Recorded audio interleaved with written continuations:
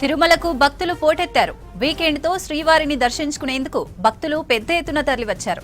Vaikuntham queue complex లోని అన్ని కంపార్ట్మెంట్లు నిండిపోయి నారాయణగిరి షెడ్ల వరకు క్యూ లైన్లలో భక్తులు బారులు తీరారు.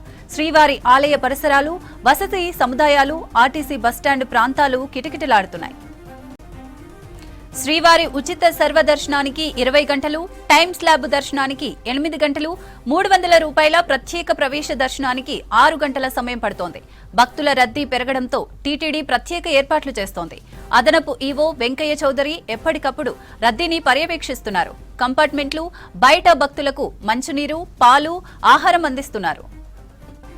శుక్రవారం 59,000 మంది శ్రీవారిని దర్శించుకున్నారు. స్వామివారికి కానుకల రూపంలో 3.87 కోట్లు సమర్పించారు భక్తులు. తిరుమలకు భక్తులు పోటెత్తారు. వీకెండ్ తో శ్రీవారిని దర్శించుకునేందుకు భక్తులు పెద్ద ఎత్తున తరలివచ్చారు.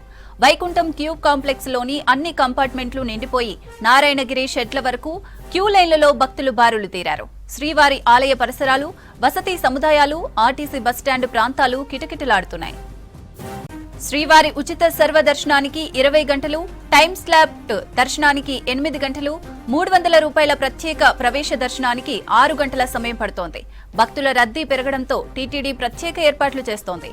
అదనపు ఈవో వెంకయ్య చౌదరి ఎప్పటికప్పుడు రద్దీని పర్యవేక్షిస్తున్నారు. కంపార్ట్మెంట్లు బయట భక్తులకు మంచినీరు, పాలు, ఆహారం అందిస్తున్నారు.